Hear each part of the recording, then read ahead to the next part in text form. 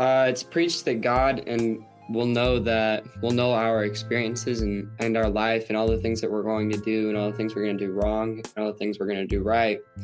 But for things like baptism, it's not wrong. I don't think it's wrong to not get baptized. It's just not something that you were ever in the right circumstances to achieve. So when everyone needs to be baptized and it feels like we're getting punished if we're not getting baptized and you're getting withheld from the celestial kingdom, but you knew that I was never going to get baptized, you're putting me in an unrealistic situation.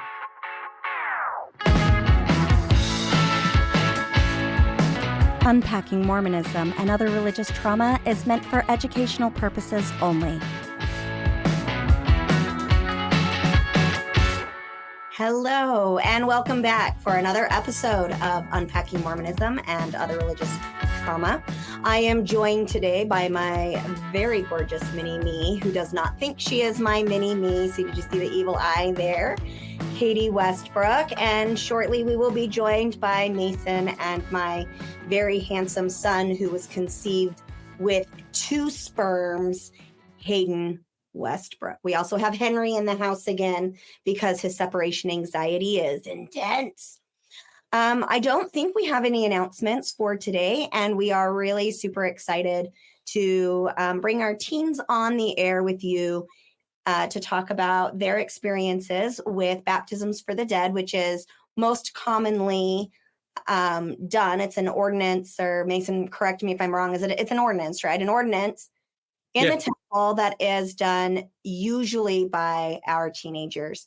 So if you have any tips for us, please feel free to, there we go, there's my finger, email us at daisygirlcommunications.com, or the other kind of tips, this way, the other kind of tips via Venmo right there on the screen. So we love hearing from our audience, and we would love to have any of the tips for making our show better, or the tips to help us continue to bring this content to you and continue to pay our staff a industry standard and livable income.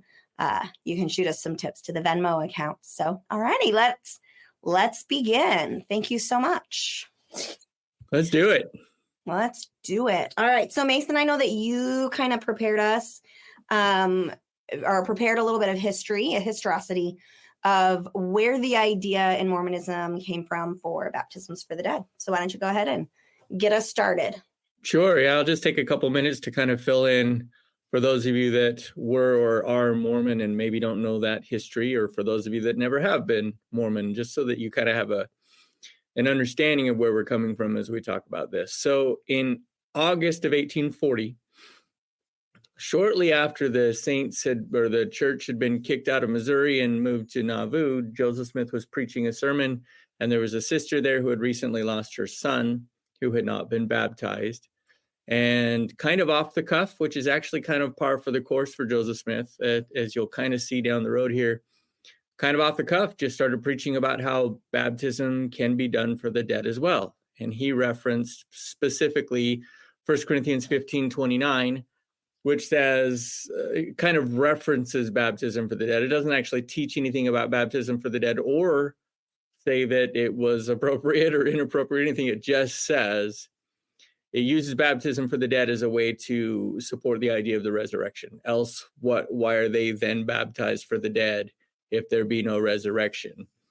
And so he referenced that. And after that meeting, they went down to the river and started doing baptisms for the dead.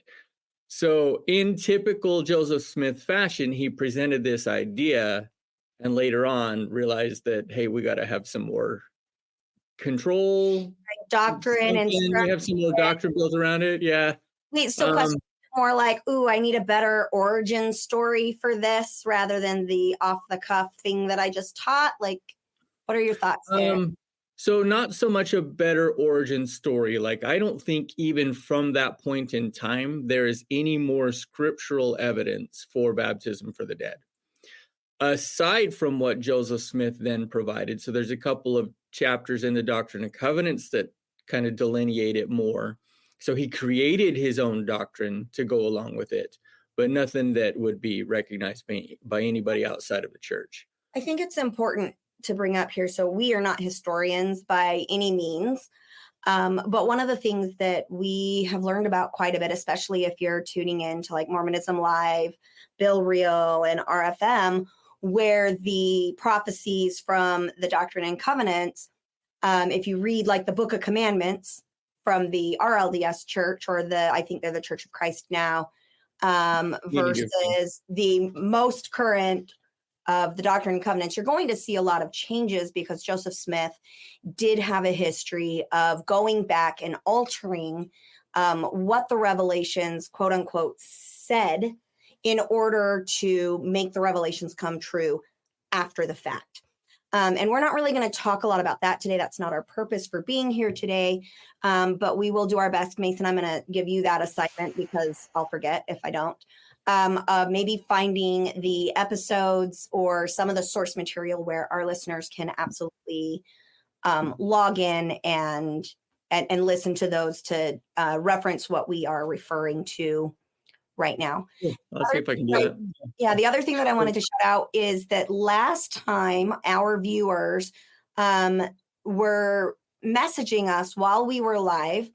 And what we have found is that I think it's the YouTube channel, we can see your messages, and the Daisy Girl Communications page, Facebook page, is where we can actually see the comments that you are writing to us as we go live. For some reason, we cannot see those comments unless you're either on the Daisy Girl Communications Facebook platform or the Unpacking with Sarah YouTube channel. So if you would like to chime in, that's the best way to do it. Otherwise, we may miss your comments, and I will do my best to track that in the background without becoming too distracted. So, okay, Mason, go ahead.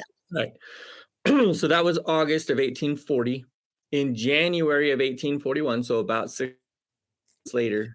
months later, Joseph Smith announced that the baptisms were meant to be done in the temple.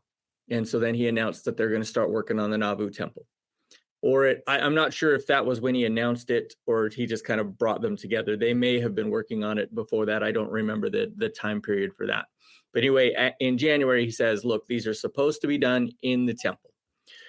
In October of 1841, so now we're about 8 months after that announcement, he says, baptisms for the dead are suspended until the font in the temple is completed. So he kind of gave them this heads up. Hey, they're supposed to be done in the temple. 8-9 months later, he said, we're not doing these anymore until the font is completed. And the font was completed the very next month in November of 1841. And so they started doing the baptisms again. In September of 1842, so now we're 10 months later, he put in the Doctrine and Covenants 128, which is the section that really talks the most about baptism for the dead, with the exception of maybe section 138, which was the revelation given to Joseph F. Smith when he was the prophet. So this is where he kind of talks about baptisms, and he talks about other things too, but in that one, he really hounds on the fact that we need to do careful documentation. So for about 2 years, there was documentation. Probably what documentation they have is like from journals or things like that. Starting in September, they really started to pay close attention to the documentation. And then the final change that I have here is it was in July of 1845. So historically, this is about a year, actually almost exactly a year after Joseph Smith was killed.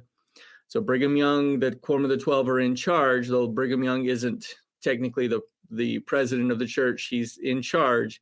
And that's when the change was made that it would be gender specific. So prior to this time, so for about 5 years, men would be baptized for women, women would be baptized for men. There was no gender specificity. And actually, the only reason I really find that significant is it was about this time that they started giving out the other ordinances of the temple more universally. So prior to that time, it was kind of like you were invited in, a person here, a person there, a couple here, a couple there. Then here they started to do that to everybody. So everybody could have the endowment. Everybody could have the initiatory. Well, if you don't specify that those are gender specific, you can see how that might cause some issues. So Brigham Young then clarifies this is going to be gender specific now. It has to be man for man, woman for woman. And that's the last big change. There's some other things like when they got to Salt Lake City, they didn't have a temple, obviously. And they ended up building a hall that I got dedicated for temple work, but was not a temple. And so they did baptisms there. But for the most part, since then, it's been either temple or dedicated for temple use. Right. I'm gonna interrupt you here real quick.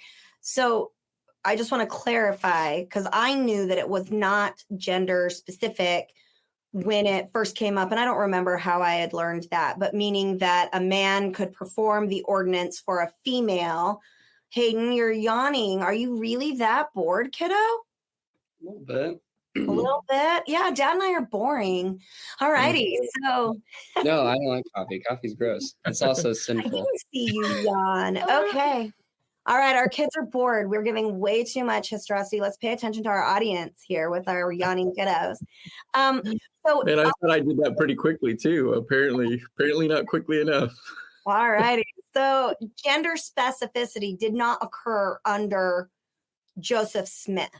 Correct. But it got fixed, quote unquote fixed. Sorry, I can't get my other one up because I've got Henry who said hi in the screen. But so it got, quote unquote fixed by Brigham Young. But before that, a man could get baptized for and in behalf of, which is the lovely words they use in the temple, a female, and vice versa.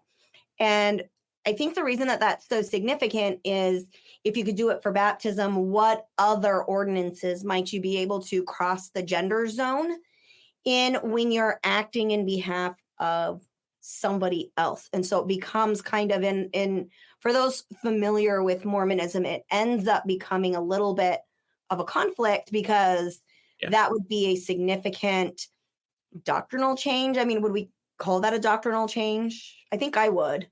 Mason, what are your thoughts there? My thoughts typically are that if it has to do with the way that an ordinance is administered, it's doctrinal. Okay. I don't know if everyone would agree with that, but let me give you an example, because we've talked about this a little bit, the changes in the temple. One of the things, the only thing that is a recent thing I wanted to bring up is that it used to be when they did baptisms for the dead, they would say, Sister Westbrook, having been commissioned of Jesus Christ, I baptize you for and in behalf of Lois Lane, who is dead. Hey, you're doing Superman's for him, okay? Right. Can't. She's female and Superman's male. So I'm doing Lois Lane, Hayden, you're doing Superman. Keep going, Mason. So they used to say then Lois Lane, who is dead, in the name of the Father, the Son, and the Holy Ghost. Amen. Well, recently they took the who is dead part out. So for me, if you're going to put, when Jesus reportedly came to the Nephites in the Book of Mormon, he said, you're not all doing the baptism together and in line. From now on, this is how you're going to do it. And he gave them the words to say. He told them how to do it. This is what's going to happen. So if the words were important enough for Jesus to tell them, it would seem like that is a doctrinal piece of the ordinance. In this case, for me, it feels like you've changed part of the ordinance. Maybe not a significant part, but I feel like it's part of the ordinance. Okay. So Hayden, growing up Mormon, because, your dad and I birthed you into Mormonism, what was your understanding of baptisms for the dead? Like, what was the purpose? What was the reason? What were you taught that you remember? It was just an opportunity for us to serve somebody who didn't have the opportunity to be baptized while they were on the earth. And of course, baptism is one of those requirements you need to have when you're trying to get to the highest level of heaven. So it was kind of just doing a service for people who didn't have the opportunity to follow Christ the way that Christ wanted you to follow him. And what were your underlying feelings about that teaching? Like, I definitely felt like it was I definitely feel like the overall basis of it, or what we were trying to do and accomplish, was a good thing. We were trying to help people who didn't have the opportunities we had, but I definitely felt like it was super cultish, because like I would tell my friends at school, be like, I just went and did baptisms for the dead, and they'd be like, what the heck is that? And I would tell them, and they're like, oh, that's kind of weird. And I'd be like, no, but it's service. And so I definitely enjoyed the feeling of doing something that felt good, but it was just really culty and kind of weird. And I really noticed that when I step away from it, from the church, and I haven't done it in a while. And I definitely think that if the Christ that we preach is Christ, or God that's a good person and everything, that he would love us and let us rest with him in heaven, the way that, without having to meet all of these requirements, like marriage in the temple and baptism. Because especially with marriage in the temple, you either have to marry a Mormon, or your partner has to concede to get married under a church that she does not believe in. She does not believe in. Right. Go ahead, hon. I'll say a comment afterwards. Awesome. I really appreciate that insight, Hayden. I think that it's important for our audience to know that our children, while yes, they were raised in the church, they were never raised in like a Utah or highly populated Mormon environment, because Mason was in the military. And so we were always in the mission field. So, Hayden, I think that if you had grown up like in Snowflake, the way that I did, and you had gone to school to talk about your experiences of baptisms for the dead, you would have gotten a lot of support from your peers. It wouldn't have been so weird, because it's definitely a cultural phenomenon, in the sense of, I don't know of any other religion other than the Mormon Church or the Church of Jesus Christ of Latter-day Saints that teaches baptisms or ordinances for those who preceded us in death. Having said that, I remember growing up loving that doctrine, because it was gross to me to think that God would have somebody, for us, it was always, the poor people in Africa. I'm not exactly certain why we, put that level of oppression on Africa when we're giving our examples, but the people that never had the opportunity to know Jesus could still get into heaven, whereas so many of the other religions that I'd had an opportunity to participate in, it was kind of like, this life is it, and if you didn't in this life, you're just fucked. And the religions that I had participated in was Catholic, with my great aunt and uncle, limited exposure, very limited exposure. We're talking about, I went to a Catholic church less than 5 or 6 times. And then Baptist church, I definitely attended some Baptist congregations and teachings with one of my close friends. And then Mason, you and I actually recently had a conversation with a family member where they reiterated that this life is the only opportunity you get. And if you were just born in a place, or your parenthood or your lineage wouldn't have allowed it, well, you were just fucked and SOL.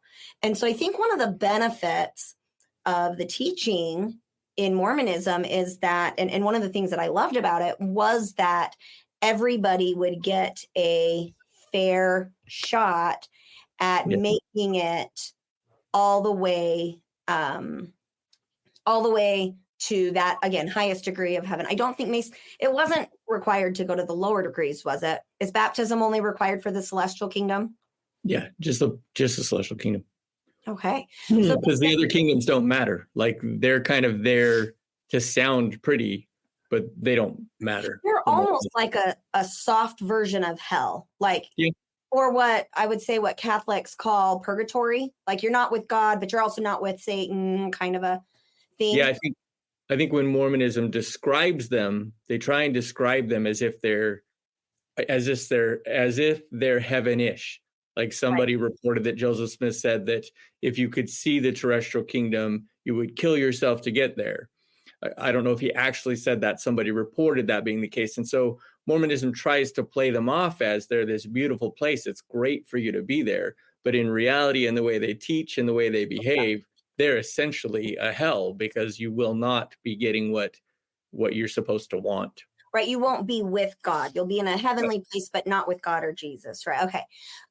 So real quick, Mason, before you share your comment, I just want to say, hey, for those of you who are viewing, just a reminder, we cannot see your comments unless you are on, I believe it's the Daisy Girl Communications page or the Unpacking with Sarah YouTube channel.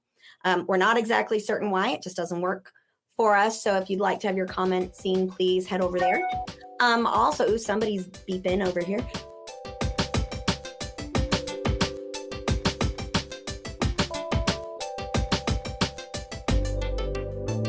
You can buy Trauma Bonded, a true story of navigating attachments forged in complex PTSD by me, anywhere books are sold, including Audible.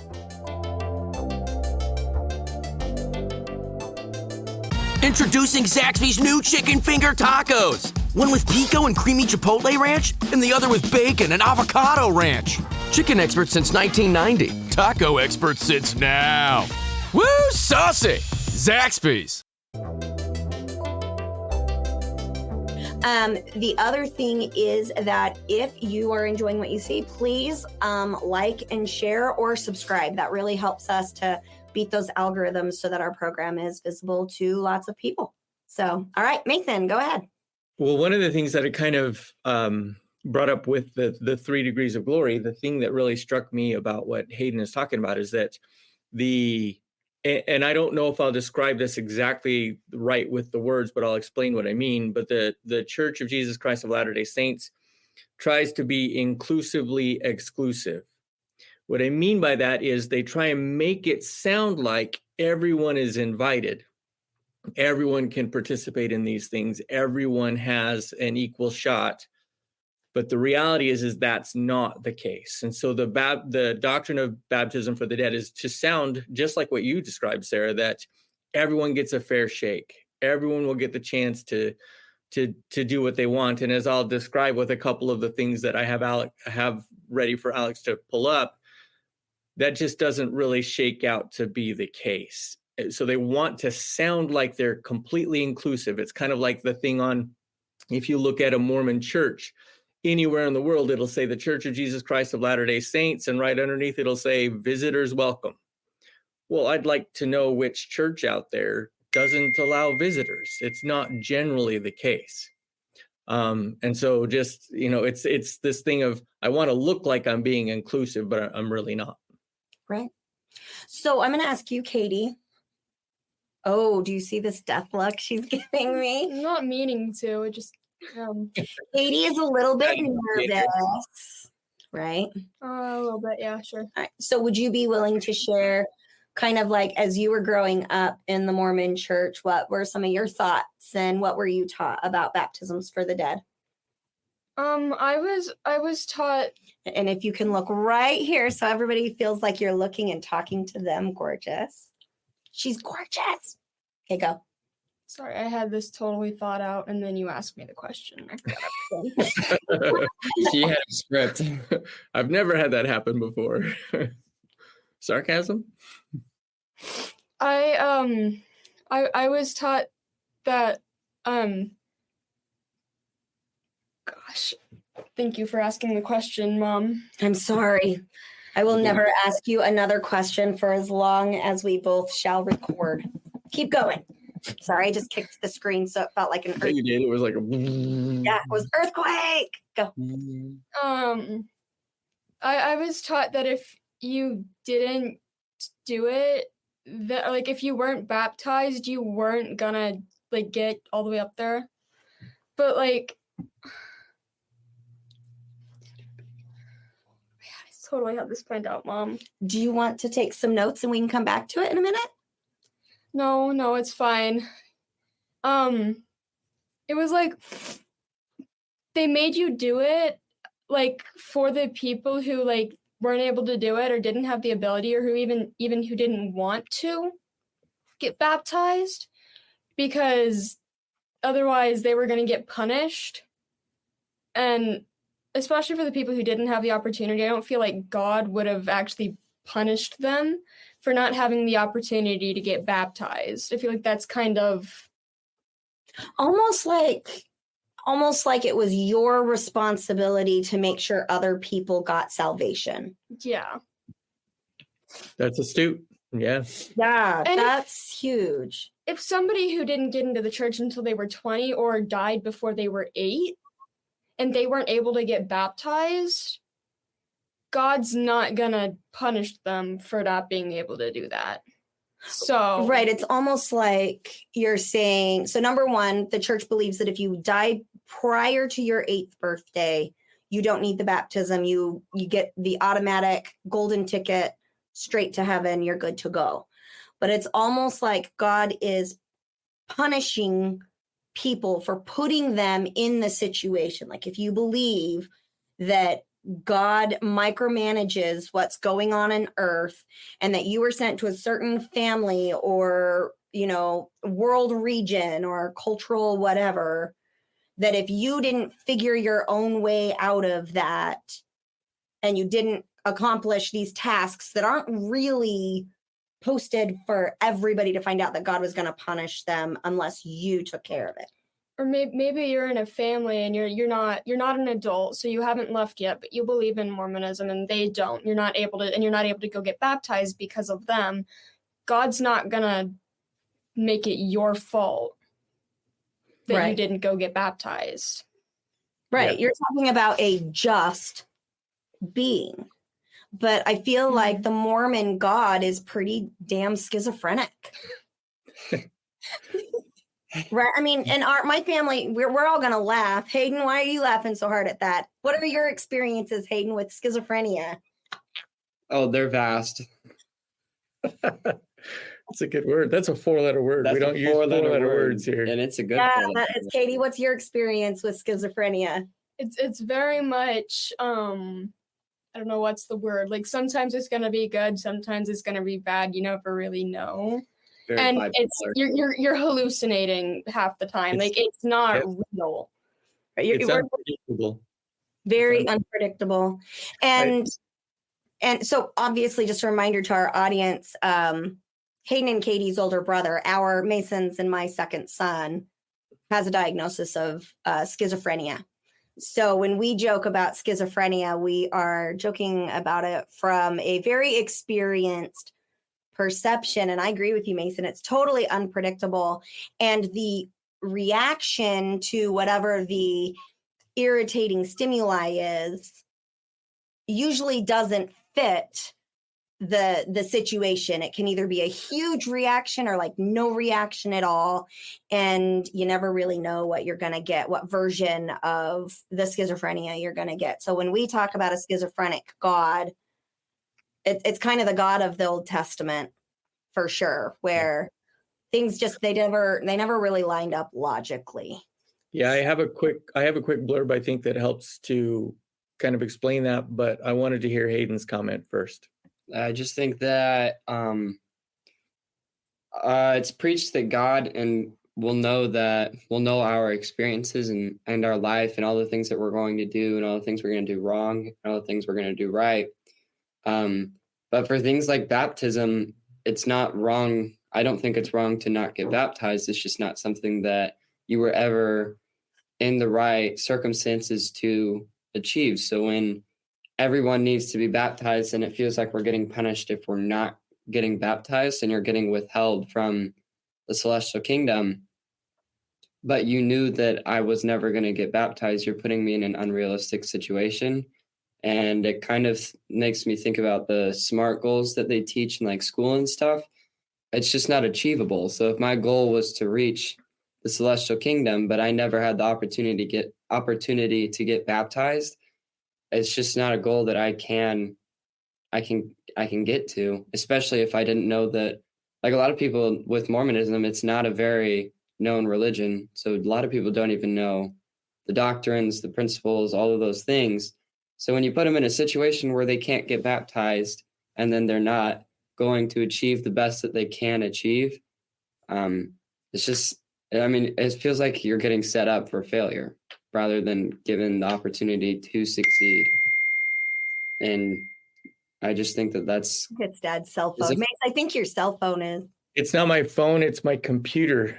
And because I have the volume on my computer so I can hear you, all the notifications come through. I can't silence them, and I don't know how. There's probably a way. Well, why are you getting text messages on your computer?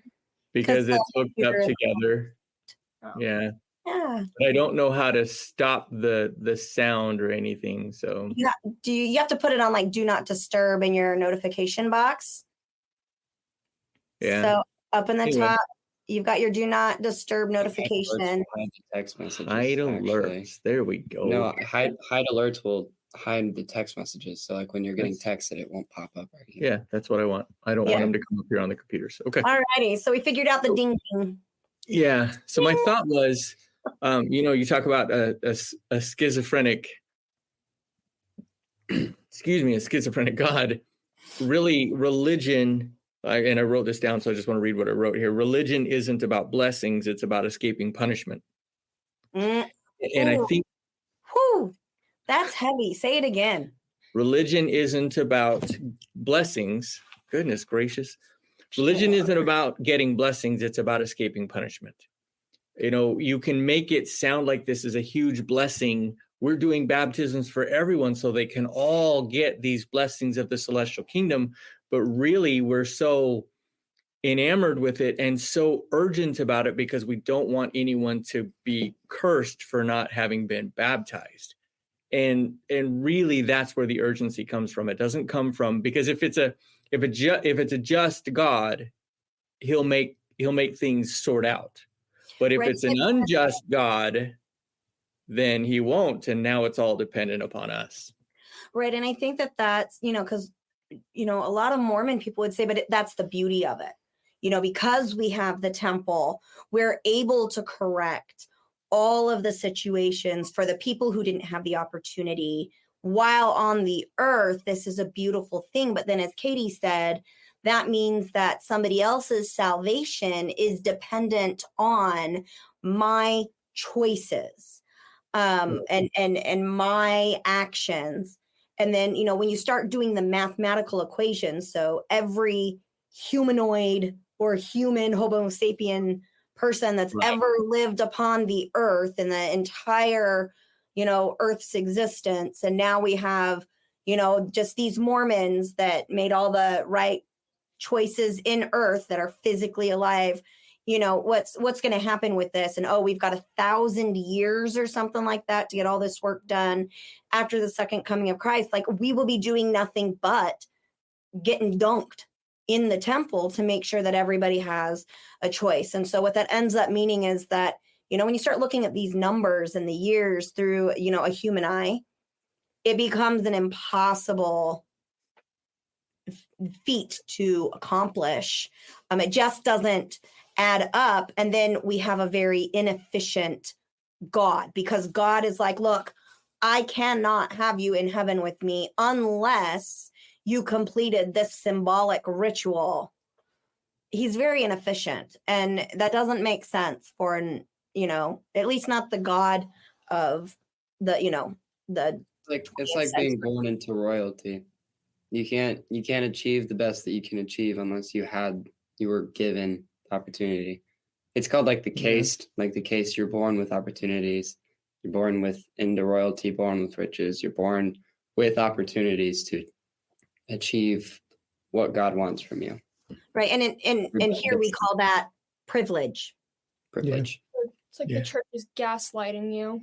What do you mean by that? I think I'm using the right word, but like, well, I'll tell you if you're not.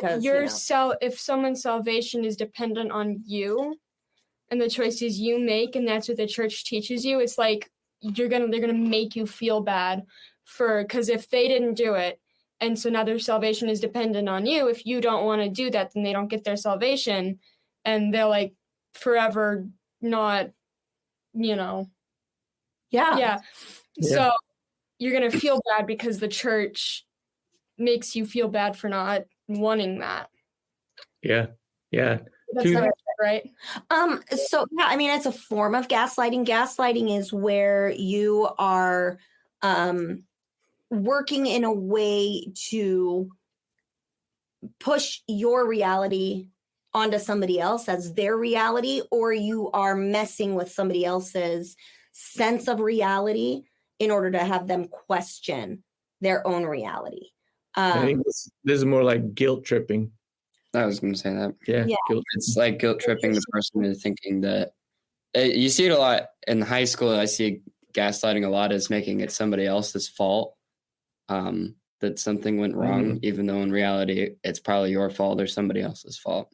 Right. So gaslighting is usually the term we use to describe someone who is intentionally or unintentionally working to shift somebody else's reality in an unethical way for their own gain, usually. So like when my best friend at the time wouldn't talk to me for 3 weeks because I bleached my hair. No, that's mean girl stuff. More like if I turn that light off and then back on, and you're like, whoa, why did the light flicker? And I say, it didn't flicker. You're seeing things. Oh, like that. Okay. So I have two comments to what we were talking about here. The first is kind of going back to this inclusively exclusive. When things don't make sense. So you talked about, Sarah, the timeline, this rush when we also believe that in the millennium we'll just be doing work for the dead. This rush exists, but it doesn't make sense. So then I have to step back, and what I've tried to make a habit of now is, well, then what's really going on? Who is this benefiting? The church is telling us that we're benefiting the dead, but in reality, what they're trying to do is inculcate the living, or to acclimate or cause assimilation of the living. The reason that you have the youth, I mean, as young as 11 years old now, going to the temple to do these things is because you want them to become assimilated into the service, into the church, and you want them to believe that this is their responsibility. I felt like when the temple felt like a necessary thing, and if I didn't do it, I would definitely get looked at differently from my peers. And the community was really the best part of the church for, I think, everyone that's talked about it is the community is usually the best, or like the morals are really good in the church, and then the community is usually really good in the church. So when I didn't meet up, like if I had like a test that day, I can't go to the temple today to do baptisms. I was definitely going to get looked at different. I was definitely going to get teased. Yeah. And being so young, when you start doing it like 11 or 12, it's like teaching a younger dog tricks. It's going to stick with them. So it felt, rather than like a responsibility, it felt like if I didn't do it, I'm going to get judged. I'm going to get treated differently. And it felt the same way with like a talk. Like if I didn't talk or I didn't teach in class, just because that's not who I am. It's not like I'm not very good at talking in front of a bunch of people at like a pulpit. I'm better on stage and stuff. If I didn't do that, I was going to get looked at differently. And if my talk wasn't really good, then I didn't meet that expectation. I'm probably not going to get called up to do talks anymore. I love, Katie, that you have brought up kind of like the developmental. Here, Katie, can you hold Henry for a minute? He's wiggling a lot. I love that you brought up the developmental age for when people are starting this ordinance, because you're talking about kiddos that are like 6th grade, 7th grade, 8th grade. So right now, if you are going to be 12 in that calendar year, you would be able to go to the temple. That's one of the changes. So we've got kiddos as young as 11, but in their 12th year of life, that are going to the temple. And when we're talking about like those preteens and teens, the opinions and motivators of their peers mean more to them than the opinions and motivators of parents. That's just a normal developmental phase. The other thing is that we're really trying to figure out the identity of self, and this age group is very self-conscious. And again, that's a very typical thing. There's a lot of fear of, am I liked enough? What are people saying about me or thinking about me? And this is like the mean girl, stupid boy, middle school years that you're starting this. all the way up until your adulthood. And so I love, Hayden, that you bring up, it's not necessarily that the church is going to teach. If you don't go to the temple, you are letting down the people that you would be baptizing, that you would be performing the baptisms for. It's more along the lines of, well, all my friends are going, and if I don't go, I'm going to miss out on this peer group community that is so important. Because the other thing you have to look at within the Mormon church is that when it comes to time commitments, if you remember from our cult series that we did, the time commitment for Mormonism is very, very high. That's why we call it a high demand religion. Right. So you guys would have been attending church, once you hit the youth, you've got Saturday stake youth activities, you've got Wednesday night activities, you have Sunday worship service, you have Monday night family home evening. So if you're coming from a really, strong LDS family that's doing their best to meet all of those requirements, Sunday, you're not doing anything because that day is dedicated to the Lord. Monday night, you're doing family home evening. Tuesday night, you have off mostly. Wednesday night is youth night. Thursday night, you get off. Friday night is normally for school activities. Saturday is, again, church stuff. It's Saturday, yeah. It's just insane. And so what we noticed for our teens is that while we were attending and they were in that age group, they would start attending the temple. So for us, Mason was around 12. I don't think any of you guys went when you were still 11. You may have. I was 12. But it's also a similar concept with baptism is the age group is really low. Like it was just, I don't get baptized because it's cool. I would rather do that now when I'm like 18 or 17, 18, because I'm more aware of myself. Right. You want it to be a choice for yourself, and it wasn't at 8 years old. It was like I'm expected to do it, and if I don't do it, like I can't even imagine what I would have been going through if I just said, no, I'm not ready to get baptized when I turn 8, like right away. So let's take a quick commercial break. Unpacking Mormonism will be right back. Chicken tacos should only be trusted to chicken professionals. That's where we come in. Introducing Zaxby's new chicken finger tacos. One comes with pico de gallo and creamy chipotle ranch. And the other comes with bacon, lettuce, tomato, and avocado ranch. Chicken experts since 1990. Chicken taco experts since now. Order yours today in the Zax Rewards app. Woo, saucy! Zaxby's. Right. Absolutely. Well, and I love that. So the end of my comment was by the time our kids hit like 16 and they were busy in varsity sports, at that point, temple attendance would have fizzled out.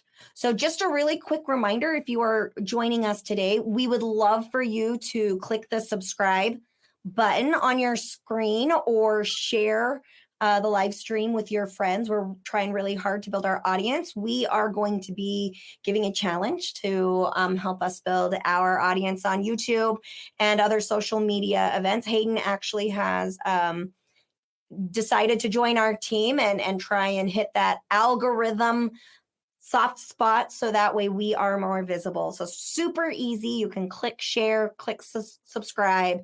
If you like what you're seeing, please reach out. Also, again, if you want to give us some tips to improve the show, you can do so at daisygirlcommunications@gmail.com. And if you want to give us tips to help us continue to bring you quality content, you can do so by scanning our Venmo link. And that helps us pay our staff a industry standard and livable income.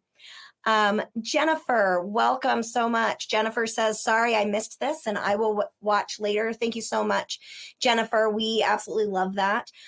Once again, a reminder. So Jennifer is coming to us on YouTube. So we can see your comments on the Unpacking with Sarah YouTube channel. Sarah is spelled Sarah.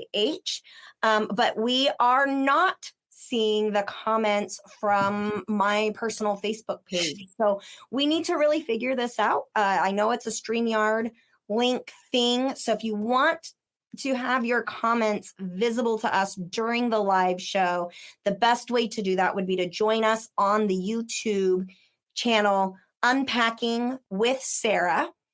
And that is where we can see your comments and interact with you live. And Jennifer, we will catch you when you are available. Also, if you would like for us to not put your comment on the screen, please mention that in the comment thread. Say, don't make this public or don't make this visible, and then make your comment.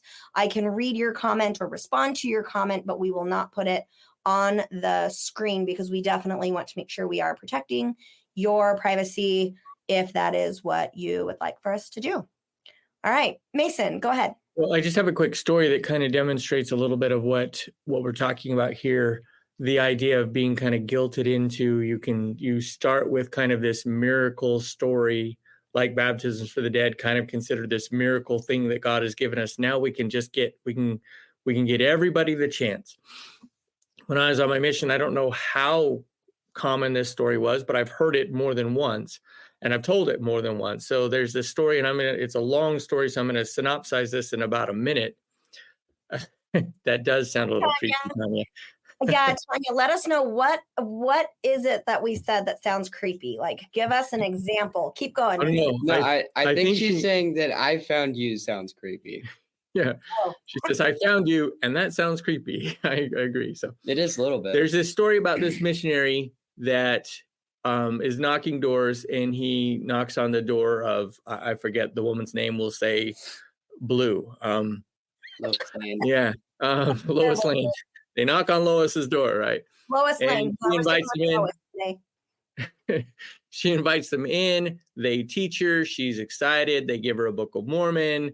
They come back a couple of days later and ask her if she had read what they told her. And she said, yeah, I read that. And they start asking about like sections of the Book of Mormon, or they ask her, what did you like about it? And she starts talking about areas they hadn't assigned.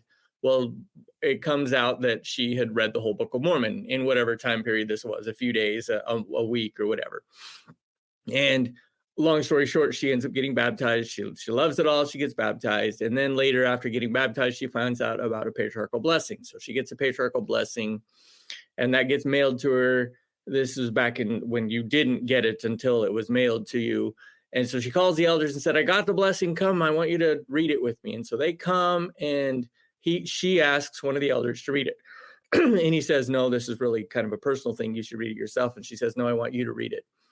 And after a couple of times of that, she says, you don't get it. I haven't been able to read anything for 10 years. When you handed me the Book of Mormon. Blind or something? She wasn't blind. She just lost her ability to read because she couldn't see things. And she said, when you handed me the Book of Mormon, I could read it. So I sat down and I read it all. I didn't put it down until I'd finished it. And so they read this story, and in her patriarchal blessing, it says something along the lines of, if the missionary who was supposed to convert you had gone on a mission, you would have been converted 60 years ago. You were always ready for this, basically. And a lot of that guilt of somebody else screwed you over. And then at the end of the story, it talks about this missionary, the one that did get to her and did convert her, because she dies shortly thereafter. It talks about how he had extended his mission, and he was in the last month of that extension. Of course, because it can't be just a simple. It can't just be a miracle story. Right. We got to have all the pieces have to be miraculous in order for it to be enough. Well, and it has to have a healthy dose of almost hidden shame. There's this, you can't just be, it can't just be this missionary that had a great experience with this woman. It's that the missionary that should have been there to convert her wasn't. It's that this missionary didn't even get the chance either until he was on the last month of his mission. It's all this intensity of like, look, if you're not on your game all the time, you're not going to be able to help somebody. Well, and so there's that shame of, like Katie said, you know, if I don't go to the temple, these 12 people are not going to get baptized for, and it's on me. Right. And it's just not. But that is the message that I mean, Katie brought it up. That is the message that kids are getting. Okay. So Tanya, I see that you said that your stuff was buffering. I checked with our producer and he says our signal is clear, so it might be your signal. But please, yes, if you're any of our audience, if you're ever seeing any issues with the signal or the buffering, let us know and we will do everything we can to correct it. You know, Mason, it's really funny that you tell that story, mostly because I remember that, you know, it's supposed to be this faith promoting, miraculous, amazing story that she was found in order to shame those that don't end up serving their mission or don't end up wanting to participate in the temple. Yeah. It's going to be your fault that somebody's salvation is withheld. And the church even goes as far as saying, you know, the sins of that individual are going to be placed on the missionary that did not show up. A personal experience, because, you know, the issue is, where's the source material for this story? Who actually, right? Like I've heard the story, but it's almost like that. It's legend. It's like a Mormon legend. It's not necessarily documented anywhere, but the legend has so much weight to it that I remember when my brother, who is 2 years younger than me, got his mission call. He had some things in his life. Number one, I don't think he ever really wanted to go. I think he did the mission call because of the social pressure to go. And then when it came out that he didn't want to go, or that he wasn't, quote unquote, worthy to go or whatever, his bishop did, to my parents and to him, say that because he was not going to go, that the people he would have converted would no longer get that opportunity, and that their sins would now be on my brother's head. And yeah, Jennifer, there are so many Mormon legends out there. Like, how do you keep up with them? And if you're watching General Conference, you know, we've heard some of these Mormon myth legends out of the mouths of prophets that later they're having to take them back because they were super embellished or, you know, whatever. All H. Gunn, Jeffrey R. Mormon, all this stuff. Russell M. Nelson, like, all of them, they've had to retract stories because the people involved in them were like, that is not how that went down. That's an embellishment. Right. And so anyway, that's one of those things is you've got to be careful with these legends. And then how are the youth interpreting those legends? Because like Katie said, did you like feeling like you were responsible for somebody else's ability to get into heaven or not get into heaven? No. Because? Don't know. She's like, I'm going to focus on the dog. I'm going to go off of Katie is, I did not like the responsibility because, and when I think of it right now, because it's coming up into my head right now as I'm bullshitting my way through this. Hey, he's a Westbrook. Keep going, dude. You're fine. Okay. I can't sit so close to you anymore. I know, and I'm sorry about that, but sorry. I'm not. As the responsibility of other people being put on me because God put them in a situation where they could not get baptized, and now it's on me that they're not going to get baptized, is that gaslighting. It's my fault they didn't get baptized, not God's, even though God is the person who put them in the situation where they couldn't get baptized. So that social pressure of I was not able to go to the temple today to go do baptisms for the dead. So now those 12 people aren't going to be baptized and they can't reach the celestial kingdom.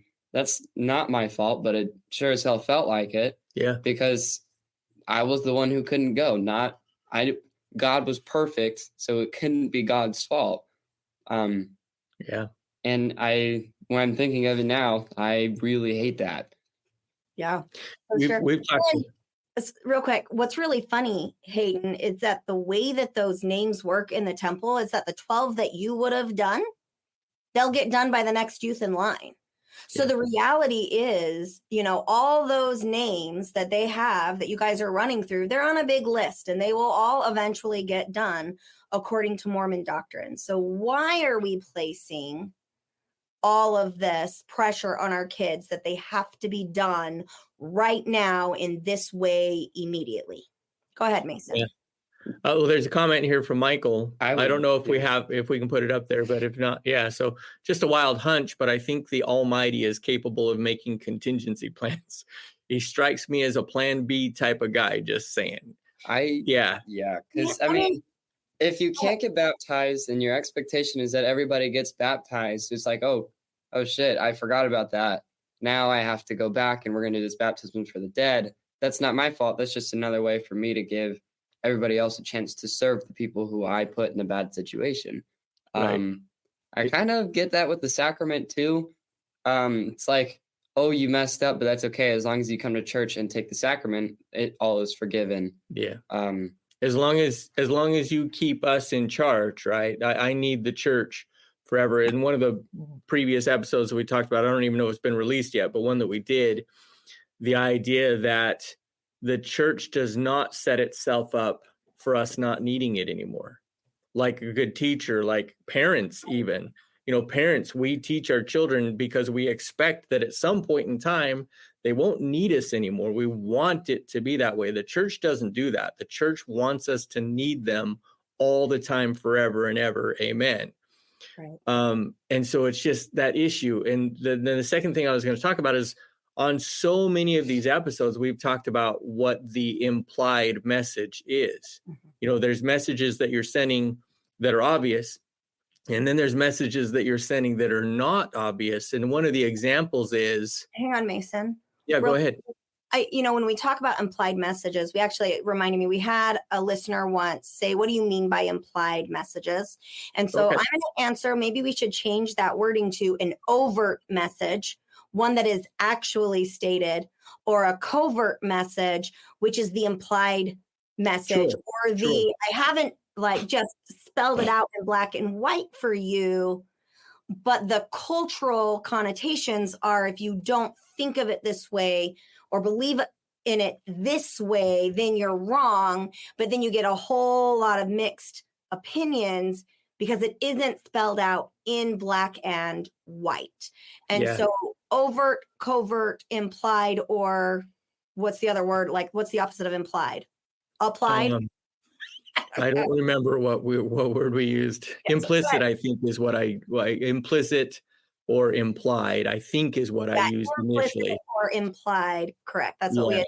So overt, covert, just the idea of the message that wasn't spelled out in black and white for but all still to receive with clarity, but still culturally significant within the LDS or Mormon congregation and culture. Go ahead, Mace. Yeah, so this example actually comes from LDS.org, and it is one of the ones that I have for you, Alex. I think this is the belief one. But let me just tell this story real quick. I forget how long ago, recently within the last 10 to 40 years, I don't remember exactly, but there was this big stink by the Jewish community because they found out that church members were getting baptized for Holocaust survivors and not survivors, people who had been killed in the Holocaust. Right. And the Jewish community was like, we're not okay with this. You're baptizing people that they're our people. Why are you doing this? And so the church backtracked and they, made the kind of politically correct statements that they needed to make. We're sorry. But then the message, really what was being received is the Jewish community feels like we're baptizing them into our church. So on LDS.org, they say right here, so the highlighted part says, I don't want to read all of it, but the highlighted part says, Latter-day Saints believe that baptisms for the dead do not make deceased persons members of the church. So they put this out here. However, let me tell you exactly what happens when you get baptized. You get baptized, which I've already said the words for that one, and then you get the gift of the Holy Ghost. Well, what do they do in the gift of the Holy Ghost? They say, by the power of the Melchizedek priesthood, I confirm you. Do you remember? No, a member of the Church of Jesus Christ. I confirm you a member of the Church of Jesus Christ of Latter-day Saints, and say unto you, receive the Holy Ghost. At that this point, exact go for it. Sorry. That exact ordinance happens in the temple for the dead. So you can say that you're not baptizing them into the church, You can say that they don't go on the records of the church. Okay, fine. But technically they are on the records of the church. We're just not counting them. They're on the records of the church because you've kept implicit and explicit records of everyone that you've baptized. So they're sending this message trying to be politically correct, like, oh, no, we're not making them members of the church. But in reality, the wording of the ordinance says something different. And so that's kind of that implied, so covert versus overt message. The overt message is, no, they're not members of the church. But the covert message is, absolutely, they're members of the church. And they'll explain it as, they're not getting forced to accept it. Fine. But it doesn't feel that way. Right. So, and I love what Michael says here. Instead of equipping people with spiritual tools to go out into the world and live well, the church makes itself indispensable at every turn. Like, we can teach you all of these things, but you still need us to live well. And without us, you won't.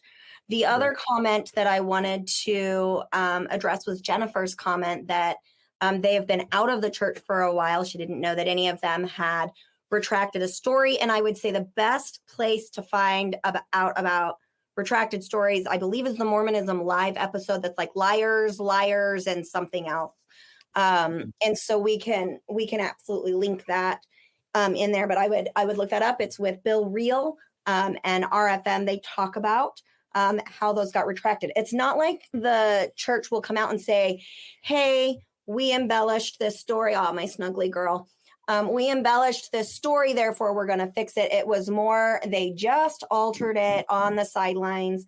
One of the stories, the person in the hat, something that Nelson did, ended up having to be removed from his autobiography because the lady in the hat threw a fit, I believe is the story. I could get my details wrong, but there it is. So they excommunicated Paul H. Dunn when they found out that he was telling stories that weren't true, right.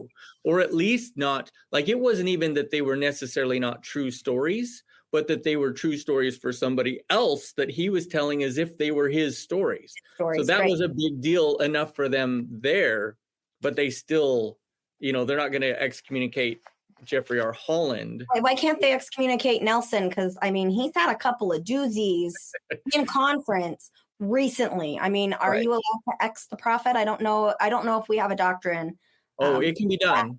It can be done, but all of the 12 apostles would have to be on board and they would have to do it. Ooh, that would be you know what? That's going to be my new fantasy, just to play that out in my mind when I have nothing productive to think about. I'm going to be like, ooh, could they all do it? Would they all do it? Yeah, you just hang on to that one. That's not going to ever happen. Yeah, God's in charge. God's in charge. If he doesn't want Nelson to be prophet anymore, then Nelson will just die. Yep. Yeah. It's going to be a while still, I think, because that is one healthy 99-year-old dude. All righty. So having said that, just want to remind our listeners, if you are joining us today, please like and subscribe and share. It's really easy. It's just a click of a button, and that would really help us out. So isn't my daughter just gorgeous? She's gorgeous. Love you. So I really want to kind of shift gears now and talk about our personal experiences in the temple. And since everybody in the Westbrook family knows that Mom has absolutely no issues sharing things that are difficult or embarrassing or of a sexual nature, that I will go ahead and go first. But I just want to do a shout out. Wait. When did this start happening? Content warning. Hang on, Mason. You can tease me in a minute. Content warning. We are going to be talking about some sexualized things. This is a great.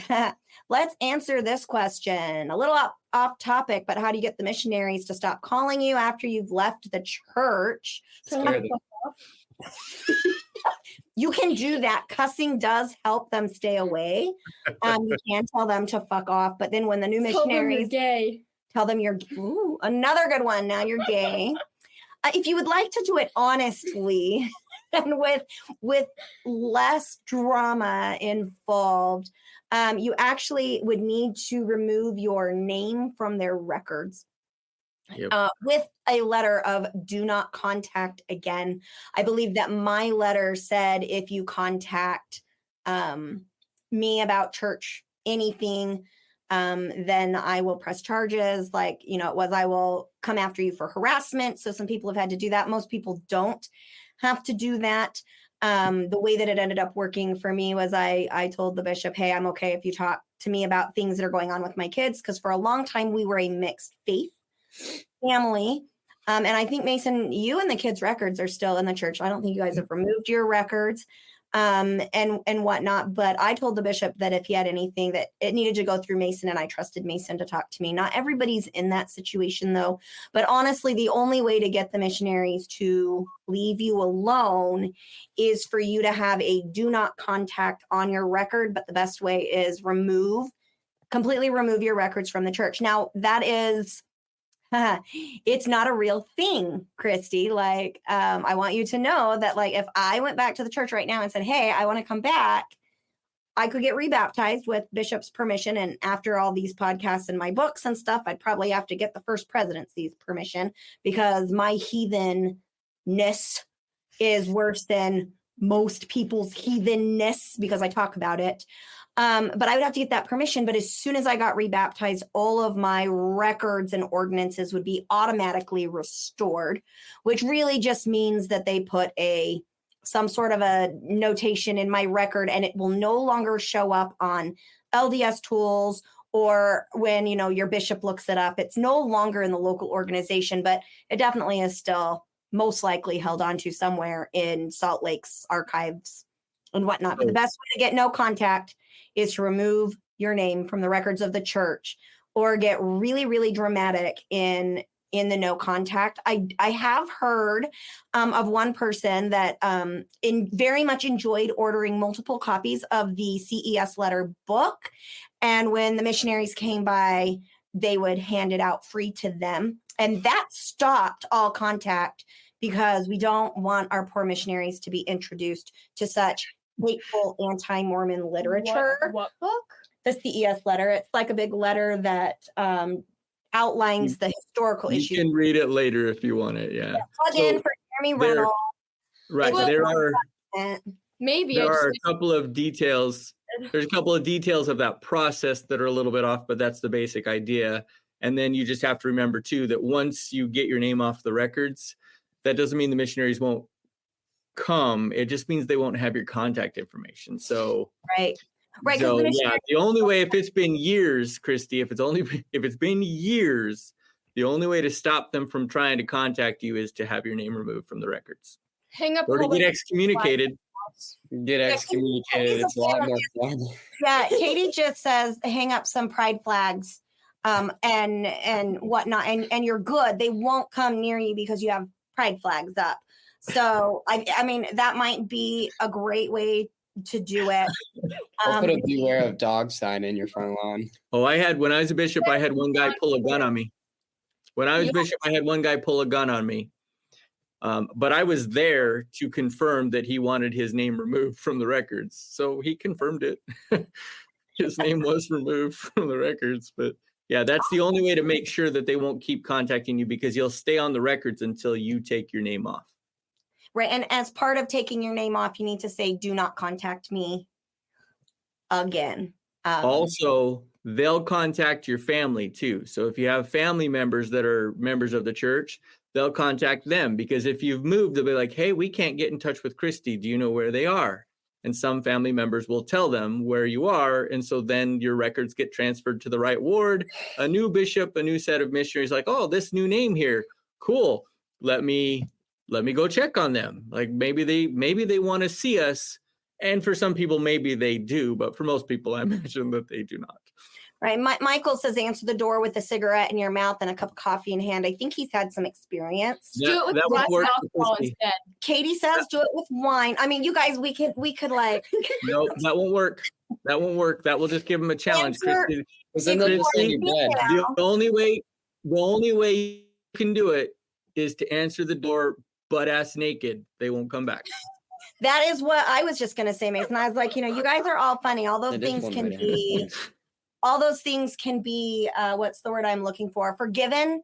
But if you're answering the door butt-ass naked, or if you're female, just topless would probably do, as long as they're male elders. But yeah, if you go naked, they probably won't come back. Do it in lingerie. I mean, like I said, the Westbrooks are showing their real colors. So back on topic. Thank you for that. Finally, answer the door and say, finally, a threesome.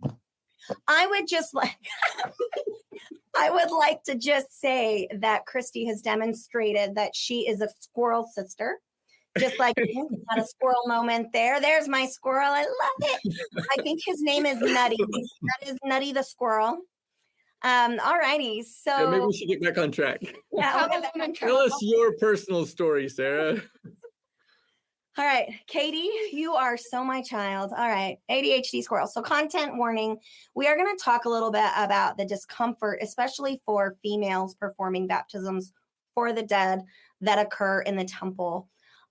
So, if you followed me for a while, you know that when I was a teenager, I had a lot of issues with my menstruation. Stuff mostly with it would start and then it wouldn't stop, and I would bleed constantly. And so performing baptisms for the dead for me was very difficult and uncomfortable because I mean, just getting from Snowflake, Arizona down to the Mesa Temple was about a 3.5 hour drive, and chances were pretty high that I was going to already have bled out before we got there. And so doing baptisms while I was menstruating was problematic. And what it led to was me having to tell multiple leaders, I'm bleeding, I don't want to do this. Or the fear of bleeding through while I was wearing all white. Yes, make the water red. A murder happened in the font. Oh my goodness, yes. See, now we got my daughter's attention. Y'all see how this Westbrook connections? Heathens, both of you. Yeah, we are heathens. We are both going to hell, and we will have a party there. Just bring a paintbrush, pin it all over the white wall. Oh my goodness. Okay. So, gross. After that, the thing that was really challenging for me is, so I didn't do baptisms the first couple of times I went to do baptisms. I only did the confirmations, but I got pestered by the priesthood leaders in the temple. So like my young women's leader knew why I wasn't getting in the font, but that didn't mean the young men's leaders knew, or that the bishop knew, or that the people officiating the ordinance in the temple knew. And so it was like, oh, are you going to do baptisms? No, I'm not really comfortable. Oh, well, what's going on? I'm bleeding all over the place, asshat. But it's really difficult to say that calmly for a Westbrook. I was the lead girl then, so that's where that comes from, just so y'all know. That's from the lead genes. And you can, so I've got it looks like me responding to myself. You can request it from the bishop or do it without the church at all email. Oh, hey, yeah, that's true. You can request it from the bishop. Hey, that is me. That's somebody on my media team responding to me. Yes, that's true. For getting your names off, if you need help, shoot me an email and I can let you know. So I remember the first time I was able to actually do the baptisms for the dead because miraculously we were there on a week that I wasn't bleeding all over the place. And I remember I grew up in a home that was ultra, quote unquote, Mormon modest, meaning nobody is allowed to see your underwear. Nobody, like, it was a big fucking deal. And that if you were able to see through my clothing while I was wet, it was somehow my personal fault.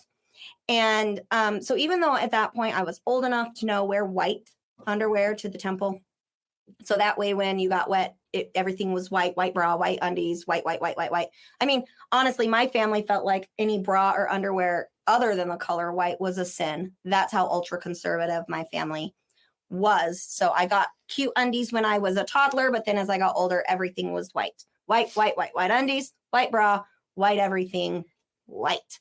And so I remember that first time that I got dunked and I came up, I was thoroughly embarrassed because it was very obvious that the wet jumpsuit that they gave me was clinging to my body, and you could see the outline of my bra and underwear. And then when I went, it was the young men's leaders in my ward or my bishop, or it was grown men that had to witness the ordinance.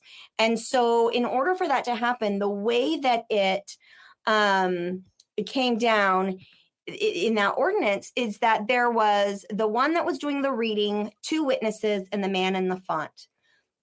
Yes, Tanya, I completely agree with you. Skin toned under things always look better if there's going to be something that you get wet with, because then it's not as obvious. I agree with you 100%. But my Mormon parents felt like white was best. So for whatever reason, for more information, go read my book about how hard that was. Black is Satan's color. Black is Satan's color.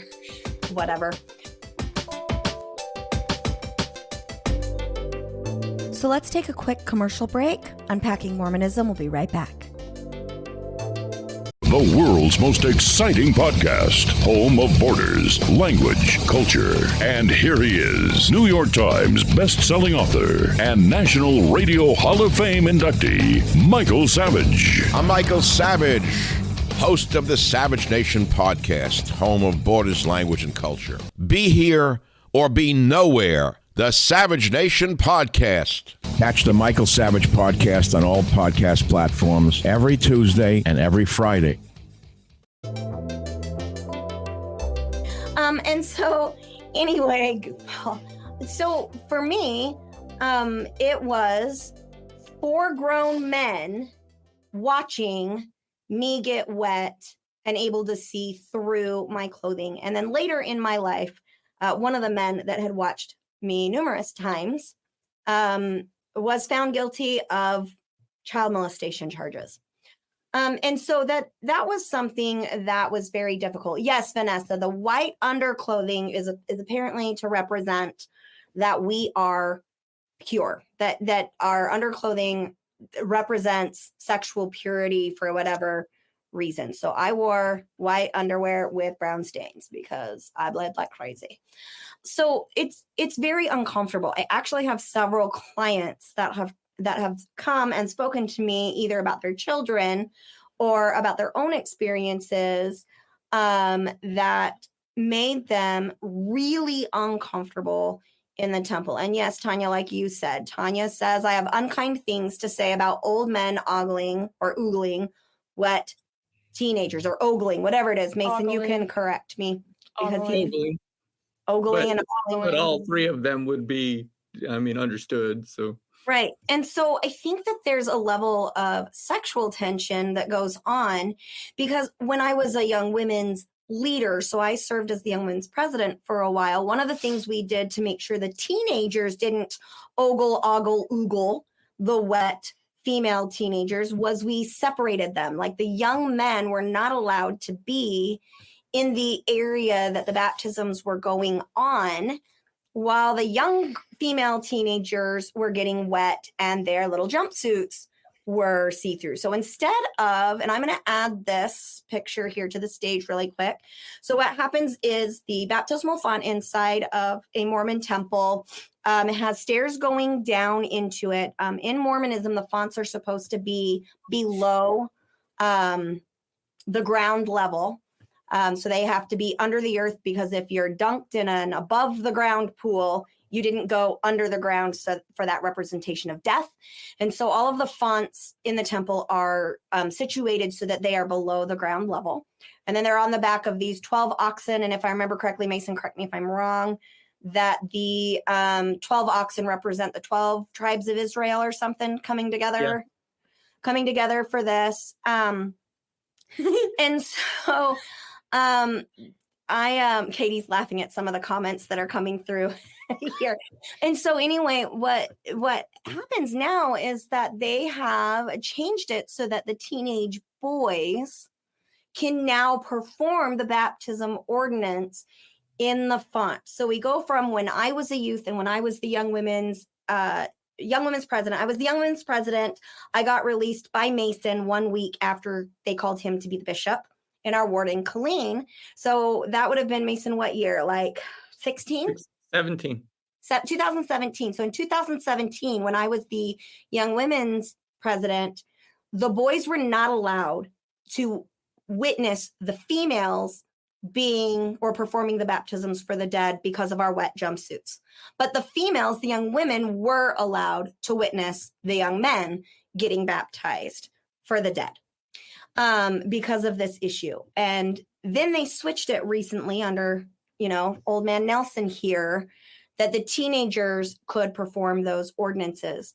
The challenge for me, and I think they are now allowing women to witness as well, but the thing for me is that there are still 4 people in close proximity to the font that observes that the ordinance is done correctly. And usually those witnesses are either teen males or adult males.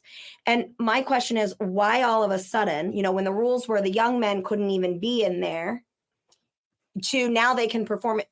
What's the difference? Because I guarantee those jumpsuits are still see-through. They have not double, triple lined or whatever those jumpsuits to make it more comfortable for those who do not want their body to be ogled or oogled or ogled. Yes, Katie, you raised your hand.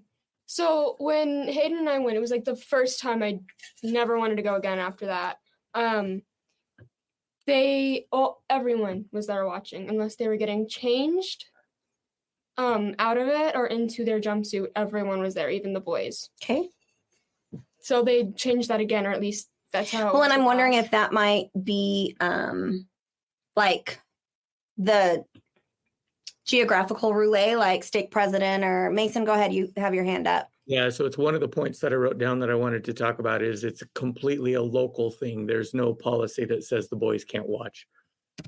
So some leader, probably a little bit more understanding, recognized this probably isn't the best situation. So boys, you need to sit down and not watch while this is going on. To add to that too, there's a huge stink by parents of, like you mentioned, women wearing underwear that can be seen or whatever. Nobody ever talks to boys about that. Now, not in the temple. Like if you were wearing blue underwear as a boy, there would be some issues with that too. But otherwise, you could wear whatever color underwear you wanted. You can wear boxers that always have lots of, fun designs or whatever on them. Nobody raises a stink about it at all. But girls, that's different, right? There's no equality when it comes to those kinds of things. Well, and I want to turn that over. The other thing that I want to say from my personal experiences is that when I was going through, there was so much pressure that I was supposed to have a spiritually uplifting or significant experience by entering the temple that I didn't want to be left out. So I remember now, if you've read my book, you know that Sarah was very much a compulsive liar and great at embellishing the truth because I come from a long line of Lees, and maybe the James gene. I don't know if that's through the Lee gene or whatever. It's definitely through my dad's side of the family, though. So dad, grandma, and up. We're embellishing like my lineage. Like if you look at my family tree, it says exaggerator, exaggerator, exaggerator. Who's the James gene? What is that? That's dad's or papa's mom's side of the family. Anyway, long story short, in that lineage, we were known for our storytelling. Like we had some whoppers. And so I remember getting up and bearing my testimony in Sunday after the first time that I experienced the baptisms for the dead and saying, it was like I could feel the spirit of the person I was baptizing. I could feel like, oh, they were excited about it, or, ooh, somebody was maybe a little bit nervous, or, oh, somebody was super grateful. And I felt obligated to exaggerate and bring that miracle story to life because when I did the baptisms for the dead, it was mostly boring. I didn't enjoy it. Being dunked over and over and over again was very scary for me. I did not like being held under the water, still don't like being dunked or held under the water. And so it was actually terrifying for me. But the pressure for it to be special was such that I thought stopped and then exaggerated to fit in or lied for the Lord. Yeah, Hayden, what is your story? Go ahead. I'm just going to go with that because I agree. When I wrote it actually down I put it in my notes for this conversation, but when I say I felt the spirit in the temple, or when I felt the spirit when I was going to, like for Abby's, when we adopted Abby. The sealing ceremony. Yeah, all of those things. I don't think it was necessarily the feeling of, oh, I can feel the spirit. I think it was just, like for baptisms for the dead, when I was doing it, I felt like I was doing something good for other people. So I don't think it was the spirit I was feeling as much as it was good karma for doing something good. And for Abby's sealing ceremony, I don't think it was I felt an angel or I felt the spirit. I think I just felt love for a new sister. But instead of crediting the love that I'd felt for doing good things and for having a new sister, I credited all that for it's a sacred place. Yeah. And looking back, I wish that I didn't.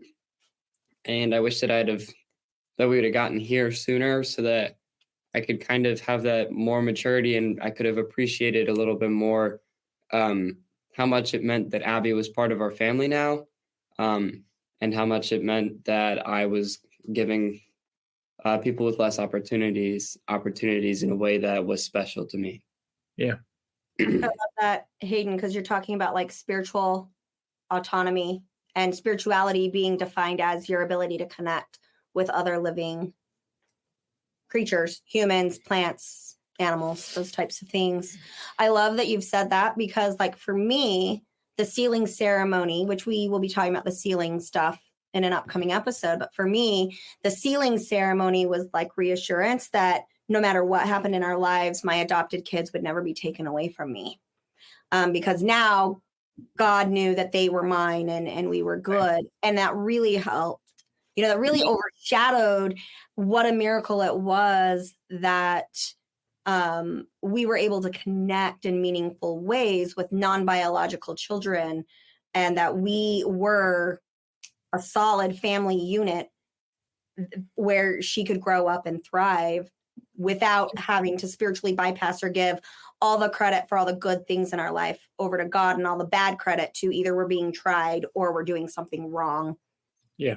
Now that you bring that up, it's kind of fucked up too. Because I mean, when I did the sealing ceremony, I was like 8 or 9-ish. So it wasn't, I mean, obviously I didn't comprehend it the way that I'm comprehending it now, but it's a little bit fucked up that the only way for you to reconnect with Abby once she died and you guys were all in heaven was if you did this ceremony. And if you didn't participate in this ceremony, she's got to go back to her shitty ass biological family just because you did not perform the ceremony for her, even though she grew up as your kid.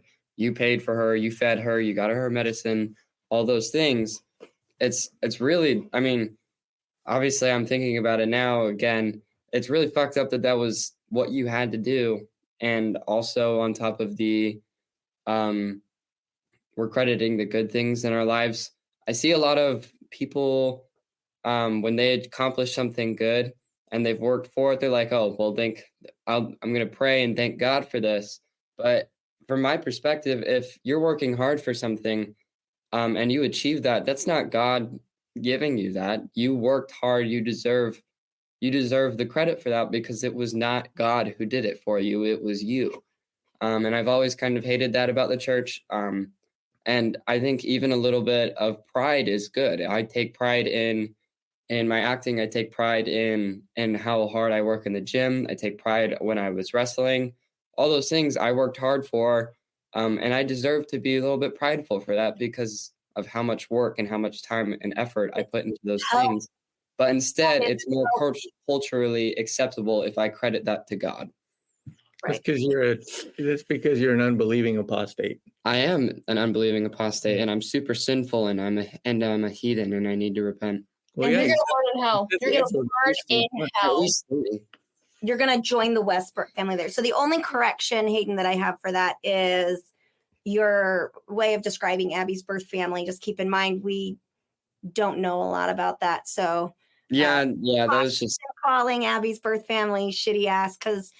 So of all of our adopted kiddos, Abby's birth parent story is heart-wrenching. The other birth mothers are just incredibly strong and whatnot. And with Abby's, it's a little bit more difficult. So our audience doesn't have all those details. So we want to be careful how we speak about birth families here. And just so you know, Michael agrees with you. as an adopted child myself, I kind of find the whole idea rather insulting. The fact that the only way that an adopted child, and I truly believed this within my Mormon construct, was the only way that an adopted child could be ours forever was if we performed this sacred ritual, because God couldn't recognize it otherwise. And to me, that's completely insulting. Our family believes in open adoptions as far as we're concerned. Once we adopt a child, the birth family is a part of our family as well. And that has served us very well for the healthy open adoptions that our family enjoys. Katie, do you want to? Robin Delgado gave us a thumbs up. Thank you so much. Big shout out to you. And Katie, do you have anything that you wanted to add to the conversation about your experiences doing baptisms for the dead in the temple? Yeah, but first I want to say that that's like one of the biggest things I hated about like the celestial kingdom and everything. It was like everyone constantly taught me that if you didn't get into the celestial kingdom, you wouldn't remember your family and you wouldn't be able to see them. And if they got to the celestial kingdom and you didn't, then they could come down and see you, but you wouldn't remember them. You wouldn't know who they were. I don't know that, Mace, do you have a reference for not remembering them? Because that's what they here. So no, that might have been a message that Katie got. I'm certain some people get that message, but no, it's not doctrinal that we won't remember our families, just that we won't be with them. So, but yeah, if somebody's getting that message, that's not a healthy message. Right. Maybe they taught it to us to like ensure like for us to try our hardest to get there. Oh, sure. Oh, yeah. Sure. Lots of the lessons that you get are manipulative. I actually have a couple of comments about that. So yeah. Okay. So Hayden, what about you? Do you have any? Oh, Katie, keep going? I'm sorry. Keep going. Katie's giving me I'm sorry. I said first I would like to say Mom. She's my daughter. Do y'all see this? My daughter. Go ahead, Kay. Anyway, for baptisms of the dead, like going back to what you said about the men being able to watch, that made me like really, really uncomfortable, especially with the teenagers, because as a victim of sexual assault, knowing that they would be able to look at me made me really, really uncomfortable and gave me quite a few flashbacks, which is one of the reasons I never wanted to go back after that one time. I only went once and don't ever want to go back. Also, I felt very, very out of place in the temple. I don't know what it was, but I felt so out of place when we were walking there too. It was. I think that because of the way that our children today are taught a lot about identifying unhealthy emotional situations in our schools now, especially in our public schools, like we've seen that across all of the schools you guys have been in. They have kind of a very basic neuropsychological emotional awareness that the school counselors will go around and do in a lot of these districts. I think our kids had just that heightened awareness of this is not okay. And also you had me as a mom to be like, here are your boundaries and speak up when something makes you uncomfortable. And so I think that with that, because you were allowed to voice it more, both in school and at home, that you guys were more in tune with situations that didn't really fit your personal authenticity. Now, having said that, I know that Mormonism kind of skewed that, and Dad and I supported a lot of that Mormonism, so it's obviously not perfect. But I feel like you guys definitely had more of an ability to come to Dad and I and be like, that was not fun, than Dad or I would have earlier on. And yes, Vanessa, I agree with you. They would scare us into achieving more. It was constantly, like Mason said earlier, religion was about the punishment, not about, like, it was all of these bad things will happen to you. You need us. Not a lot of autonomy. Yeah, Hayden, go ahead. I was going to comment on Vanessa's comment too, but you should always I think you should always want to achieve more, but I don't think that scaring you into wanting to achieve more is at all the right way to go about it. I think it's about finding your motivation to achieve more. Like, I want to be a good person because there's too many people in the world that don't have the motivation to be good people, and it's ruining a lot of people's lives. So that's my motivation for wanting to be a good person. Or my motivation to go to the gym every day is because I got bullied for being small. So that's my motivation, but I shouldn't be scared into doing those things just because it's what's expected of me. I want to achieve those because when I achieve those, that means it's going to teach me things. It's going to teach me how to work hard, how to find motivation, and how to be the best version of myself, rather than scaring me into thinking it's my responsibility to do that. Yeah.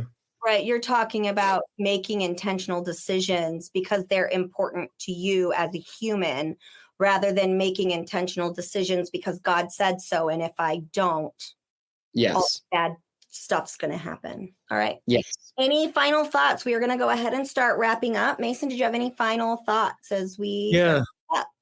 Yeah, just a couple. I just want Hayden to read what I had here for him. Moral superiority loosens tongues. So this was something that kind of came to me, I don't know, a couple weeks ago, and Sarah was like, "Ooh, I really like that." And so I just kind of been looking for the right time, but it harkens back to this when you said, Sarah, when you told the story about how you didn't get asked once why you didn't want to do baptisms. You got asked multiple times, and you got asked by people who have no business asking you. But the problem is that when you have a sense of moral superiority, so it was the young men's leader, or it was the bishop, or a bishop's counselor, or a young women's leader, all these people have built into their callings a sense of moral superiority. So they get to ask those kinds of invasive questions. And that's the problem, is that if you say, I don't want to do baptisms right here in the temple now, not the time to ask that question. Okay. It should be a simply, okay, and leave it be, not a delving into, well, what's going on? Because then if you actually tell the answer, well, it's because I'm bleeding, then they get all up in arms because you would mention something like that. Oh my gosh, I can't believe you just said that. Well, you asked. So this moral superiority really loosens tongues and lets people say things or ask things that they have no business asking. And I see a lot of that when it comes to temple ordinances and activity in a religious organization. They'll say all kinds of things that they really have no business saying. I really love that, Mason. And I'd like to add that. And as I do, I want to just put a shout out for the National Mental Health Crisis Hotline, 988. Please, if you are struggling or in a mental health crisis, call or text 988. I have done it myself. I had a mental health crisis several months ago, and I was like, I don't have anybody to talk to right now, just the brain space I was in. And I texted 988. What I learned about their system is you cannot write them a book and then send it. You have to write it in like 2 to 3 sentences and hit send, and it will work with their system. And there are licensed professionals ready to respond to you. So if there are times where, people look at me and they're like, oh, you're a counselor, you're super healthy. If you really feel that way, I'm a human just like you. I'm just as vulnerable to have really difficult times in my life, especially I've had a medically diagnosed nervous breakdown before. And so, there are going to be times in your life where the thoughts or the feelings that you have can be completely overwhelming. You do not have to be suicidal or homicidal to text this number. It can also be very helpful to call or text them when you are just feeling so overwhelmed and you need somebody to help walk you through calming that down and then referring you to a full-time provider or connecting you with resources that are available in your community at low to no cost for your continued mental well-being. So we definitely want to do that shout out. Mason, as you talk about moral superiority, one of the things, I don't think that most members of the Church of Jesus Christ of Latter-day Saints would intentionally say or think that they are morally superior. While, us on the outside, we can look at it and go, oh, that's what it is. I don't think that when you're actively involved in any high demand religion that you necessarily intentionally feel better than others. I think that some people absolutely intentionally do, but that for most of us, we don't.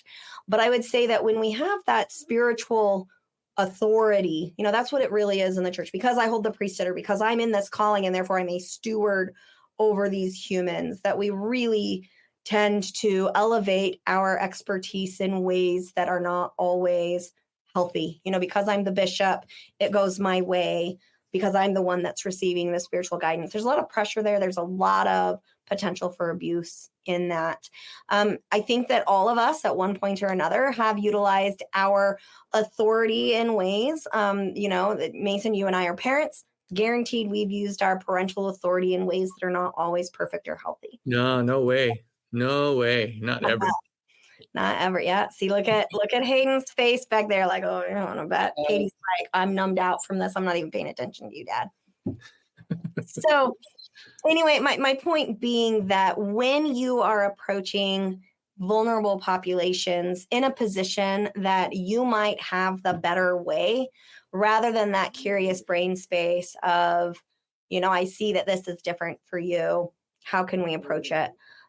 You've really got to look at all of the contexts there. And the challenge that I experienced in Mormonism is because of the position that God called me to, that meant I had the right to cross ethical boundaries that I would not ever cross in other circumstances.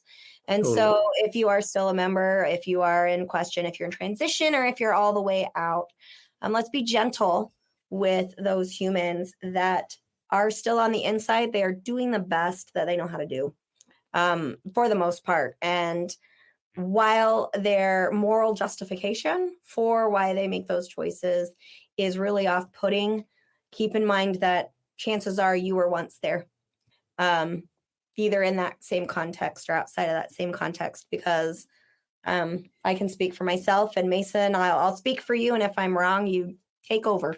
But I think we've all done it when we've been in those positions of leadership within the Mormon purview. So, all righty.